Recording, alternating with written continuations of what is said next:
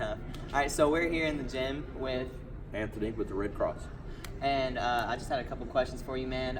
So why do you think that it is important to get blood? Giving blood really means saving people's lives. Every day there are people that go through cancer treatments, they go through accidents, surgeries, different kind of problems, and they need a blood transfusion. The only place that comes from is from a volunteer donor who's already given that blood. All right, and how long is this event going to be going on campus? We're here today 9 to 1. We're typically here 2 to 3 times a year on campus, giving students an opportunity to give something that really is meaningful for the person on the receiving end. Doesn't cost you any money, just a little bit of time, a little bit of discomfort, but you're saving somebody's life. Absolutely. And what are the requirements for giving blood?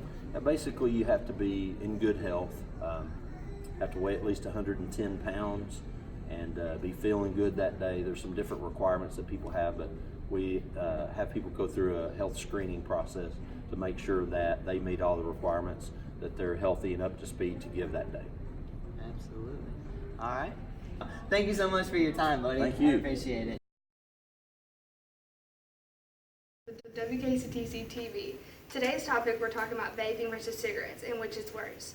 I walked around campus today and asked students what they thought on this epidemic, cigarettes or vaping.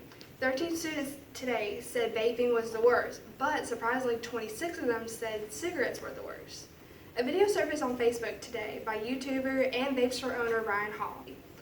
And there's another YouTuber called Rip Tripper saying that he's been vaping for 10 years and goes to the doctor twice, maybe 3 times a year, and his lungs are crystal clear, and his mother vapes for 5 years and she is fine as well.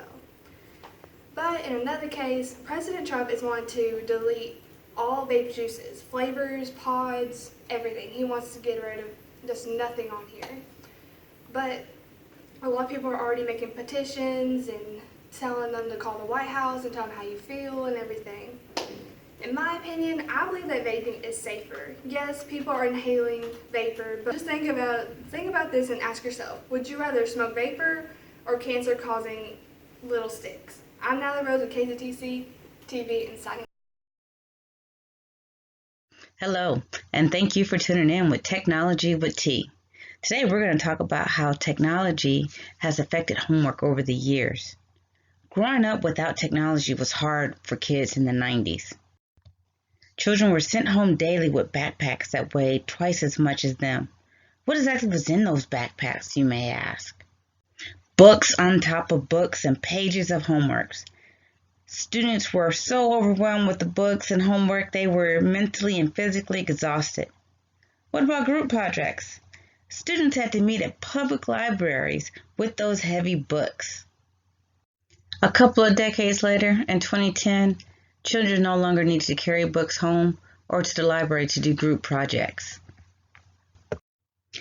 Today, in 2019, kids are spoiled rotten. No more carrying these heavy backpacks 5 miles home uphill from school. The advancement of technology allowed children to access books and homework online via Google Classroom. Kids are given email accounts, and with Google Classroom, teachers can upload lesson plans, homework, tests, and quizzes.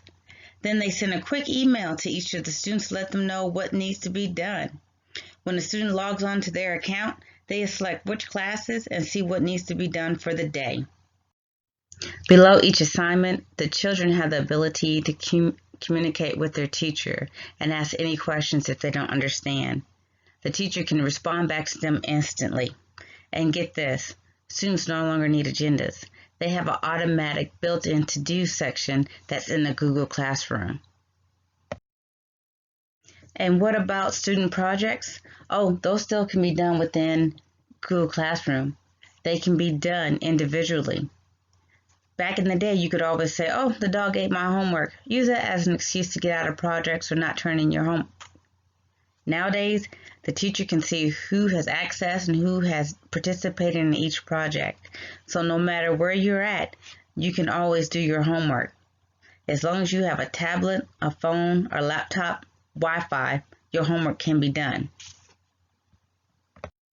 With technology constantly changing, in the future, I wonder how assignments will be assigned. Maybe we won't even need phones, laptops, or tablets to complete homework.